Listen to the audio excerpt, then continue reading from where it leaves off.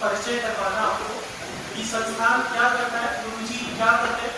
जैसे राजेश सर ने बोला था ना कि 3 क्वेश्चन सभी की जर्नी में रहते हैं, मैं कौन हूँ, मैं क्या हूँ, तो मुझे कैसे या क्या करना है।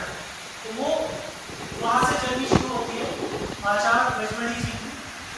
आप आज की डेट में बंसल आरोग्य सेवा संस्थान और Bansal training research and treatment institute के संस्थापक हैं, पलवल से। जब आप बचपन में छोटे थे तो लगभग 7 और 8 साल की उम्र में आपका ध्यान आता था प्रकृति और पुरुष की तरफ। प्रकृति और पुरुष को अगर हम समझना चाहें तो ईश्वर और ईश्वर के रचित माया, जिसको हम ब्रह्मांड है, संसार है या जीवन है, तो उसको समझने की बड़ी इच्छा और अभिलाषा थी। उसको समझने के लिए आपने घर छोड़ दिया, वृंदावन आ गए बाल्य अवस्था में। उसके बाद में वहाँ पे किसी आश्रम में बिना किसी सपोर्ट के वहाँ पे शरण ली, अपने गुरु जी को पाया, उनके सामने रहकर शास्त्री वहाँ से पूर्ण की। शास्त्री पूर्ण करने के बाद में आपने धर्म कार्य का काम करना शुरू किया, भागवताचार्य बने। और जैसे जैसे ईश्वर की माया परीक्षाएं लेती है तो गुरु जी के साथ भी कुछ ऐसा ही हुआ, आचार्य लक्ष्मणी जी के साथ, और आप एक बड़े और प्रसिद्ध कथावाचक भागवताचार्य बने। आपके हिमाचल, राजस्थान, मध्य प्रदेश, छत्तीसगढ़ में टूर रुकते नहीं थे। लेकिन होता क्या है कि जब आपके पास ना एक लिमिट से ज्यादा पैसा और संसाधन जुड़ जाता है, एक बड़ा आश्रम बन गया, आपके साथ सैकड़ों कार्यकर्ता हर समय चल रहे हैं, 10 गाड़ियों का काफिला चल रहा है, तो जो अति का पैसा है उसकी वजह से और जो संसाधनों का भोग है उसकी वजह से आपको डायबिटीज, बीपी और तमाम रोग हुए। डॉक्टर्स को दिखाया गया, बाद में गुरु जी को दिखाने के लिए टाटा कैंसर हॉस्पिटल भी ले जाया गया, जहाँ पर गुरु जी को तो नहीं बताया गया। लेकिन आपको मालूम है कि जिस हॉस्पिटल में जा रहे हो आपको उससे संबंधित रोग होगा, वहाँ पे डॉक्टर्स ने भी रिपोर्ट्स देखिए पुष्टि कर दी कि हमारे पास आपके लिए कुछ नहीं कर देंगे। तो ये जो एक आपदा आती है, ये विपत्ति आती है आपके जीवन में, वो एक दरवाजा खटखटाती है कि आपका रास्ता कुछ और भी हो सकता है। तो वो एक समय था कि जब आपके पास सब संसाधन है और उस भागवत का आप दान करते हैं जो कि भगवान कृष्ण के परम अर्जुन के कुल में राजा परीक्षित जी थे, जिनके पास सारे संपन्न साधन थे और उनके पास सिर्फ 7 दिन थे, और उनके पास सिर्फ 7 दिन में उनको मृत्यु आ गई। तो उन्होंने सरेंडर कर दिया और भगवान का ध्यान लगाया, जिसको भागवत कथा करी हुई जिसके लिए। तो ऐसा ही कुछ गुरु जी के जीवन में आया। आपने कहा चलो अब जीना तो नहीं है, अब प्रभु की शरण में चलते हैं। तो आप गोवर्धन की परिक्रमा कर रहे थे, ईश्वर की माया से फिर से नए गुरु का आगमन होना है। उन्होंने इनसे कुछ प्रश्न किए, उन प्रश्नों के आधार पर पहली बार परिस्थिति को किताब की ज्ञान से अलग पाया और धीमे धीमे आप स्वस्थ हो, पूर्ण रूप से स्वस्थ हो। डॉक्टर्स को दोबारा दिखाया गया तो उन्होंने कह दिया कि शायद हमारे की रिपोर्ट उस टाइम पे गलत होगी, मशीन में कुछ खराबी होगी, आपको बर्दाश्त हो। अब उसके बाद में आपके मन में जो आपके जीवन में नए गुरु आए थे, जिनका उदय हुआ, उनके द्वारा जो कुछ कीड़ा डाला गया कि आपको इससे कुछ अलग हटके करना है, पर करना क्या किया नहीं किया।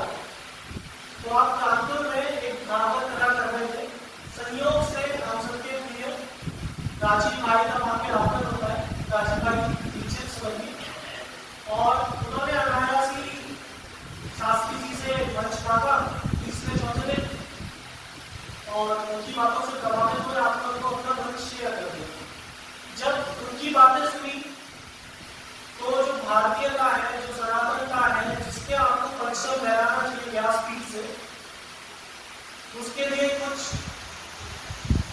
प्रकृति की प्रेरणा हुई कि मुझे कुछ और भी करना है। साथ में गुरु जी ने बोला था, उनसे दोबारा भेंट हुई, तो उन दोनों के माध्यम से, गुरु जी के माध्यम से आपने जो भी कथा प्रवचन करते थे वो सब छोड़ दिया। उसके बाद में होता क्या है कि आपने उनकी प्रेरणा से आयुर्वेद में गए, लेकिन आयुर्वेद की जब आप चिकित्सा कर रहे हो तो आप माना कि आपको लगा कि तो पेड़ बहुत आवश्यक है मेरे लिए, आपने 10 पेड़ कटवा दिए, आपने औषधियों का संहार कर दिया संधार की जगह। तो फिर उनका बोले नहीं, मैंने इसलिए आपको नहीं बोला कि क्या आयुर्वेद में जाओ, आप इसको छोड़ दीजिए। फिर क्या करना है कि होम्योपैथी है, होम्योपैथी सीखी, वहाँ पे भी दुर्गम की कोई दूर दराज से पेशेंट आया है, उसको आपने कोई औषधि कुछ दवा दी लेकिन वो उपलब्ध नहीं है, तो वो कैसे काम करेगी? तो फिर उनसे दोबारा मिला कि उन्होंने कहा कि मैंने आपको जो तैयार करना है वो ऐसा करना है कि आप नदी की बीच धारा में हैं, आपके पास कुछ भी नहीं है, तो भी आप इतने सक्षम होने चाहिए कि उस नदी की बीच धारा में भी आप रोगी के रोग कर लो। तो मैं आपको उस अवस्था में लेकर जाता हूँ। तो उन्होंने कहा करना क्या है? तो गोस्वामी तुलसीदास जी का जो दुआ है, चित्तजन पावक गगन समीरा पंच रचनीय पंच चलेगा अलग चलेगा, तो उस पर कार्य करने की प्रेरणा दी। तो वहां से फिर डायरेक्शन मिला और आपने ये कार्य शुरू कर दिया। जब ये कार्य शुरू किया तो उसके साथ ही जो प्रेरणा थी, आपने जो पहले भौतिक संसाधन और साधन जुटाए हुए थे धर्म को बेचने से, मतलब कोई कारण न हो इस वाक्य से, लेकिन जो गुरु जी आज कहते हैं कि उनके गुरु जी ने कहा था धर्म को बेचा था, उस लोगों ने धर्म कर ही रहा था, वहां पे आपने धर्म का पालन नहीं किया।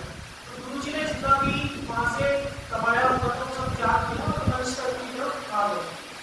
लेकिन फिर से आया गेम के तो आपकी फीस 2000 रुपये डॉलर की गुड़गांव में बैठा करते थे, करोड़ में बैठा करते थे, लोगों का 2012, 13, 15 में 3-3 महीने 4-4 महीने से पहले नंबर नहीं आता था और उनको अगर औषधि अनुपात की देती है तो 8-10 हजार की दवाई बनती। तो फिर गुरु जी का दोबारा आगे मैंने आपको इसलिए दिया नहीं किया, आप गरीबों की सेवा करो। तो गुरु जी बोले मैं तो कहता हूँ गुरु जी हर जगह जो गरीब हो वो मेरे से लेटर लिखवा जाए और जिस भी शहर में आप रहते हो वहाँ पे गौशाला में 4 घंटे काम करो, मैं अपनी सेवा करूँ। पर गुरु जी मुझे मिलता ही नहीं। तो गुरु जी ने कहा ऐसे नहीं, आप अपनी फीस को बहुत साधारण कर दीजिए और जितने भी कुछ आप औषधि अनुपात देते हैं अगर आवश्यकता नहीं तो देंगे भी। तो गुरु जी ने फिर उनकी बात को खुला आग्रह दिया और उन सारी अनुपात औषधि को छोड़ा और 100 रुपये की फीस कर दी। आज की डेट में गुरु जी जैन में और पलवल में लिखते हो, देश भर में जहाँ पे भी रिक्वायरमेंट आती है वहाँ पे साधारण से साधारण परिस्थितियों में रोगी को देखते हो और ठीक कर रहे हैं। आज की डेट में अगर देखें तो कुछ स्टडीज हैं गुरु जी की, वो भी मैं रिजेक्ट करना चाहूँगा। और साथ ही साथ जो गुरु जी आज कार्य कर रहे हैं वो जो सनातन परंपरा है उनके आधार पर काम कर रहे हैं। जैसे बहुत छोटा सा उदाहरण, बहुत सारी कहावतें होती है ना कि इसके तो कट्टे टूट गए, इसके तो पैर भारी है, ये इतना बड़बड़ा रहा है तो तराना आ जाएगा तो उसका खून निकल जाएगा।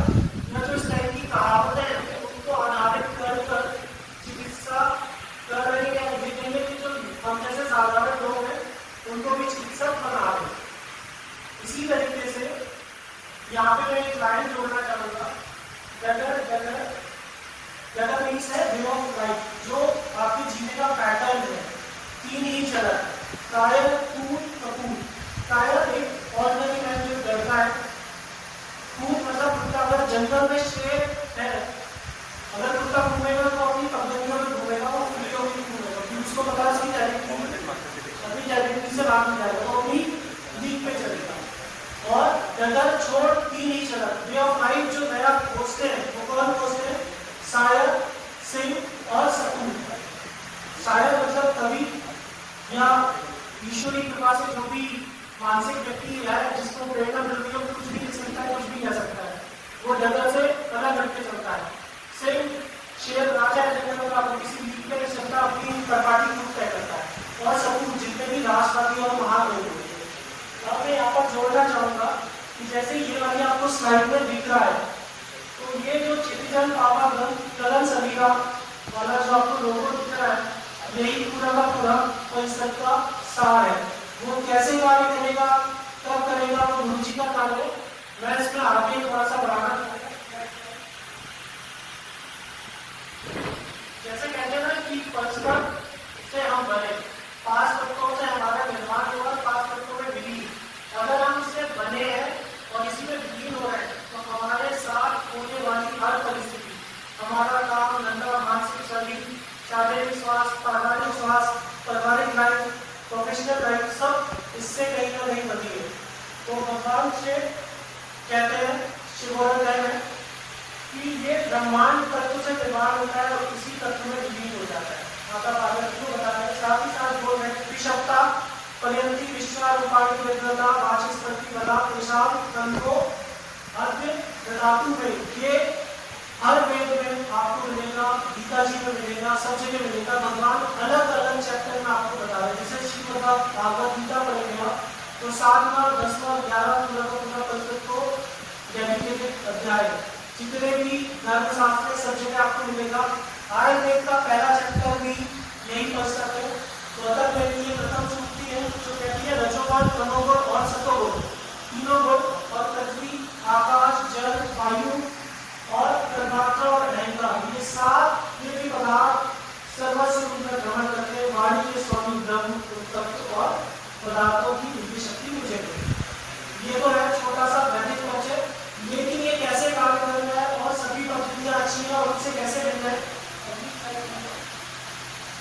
जितनी भी परिषद का जो वैदिक और वर्तमान स्वरूप में देखना चाहें तो जितने भी आप स्पिरिचुअल लीडर से मिलेंगे, गुरुओं से मिलेंगे, तो वो आपको परिषद का एक अलग स्वरूप बताएंगे। जैसे अगर आपने सामने दर्शन कराए भगवान कपिल मुनि का, तो उनका कहना है कि जो ब्रह्मांड की उत्पत्ति हुई वो आकाश से वायु पैदा हुई, वायु से अग्नि, अग्नि से जल, जल से पृथ्वी।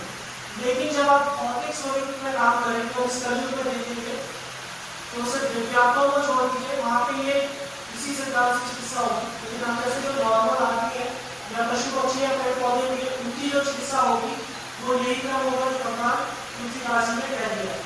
इसके आगे तो सभी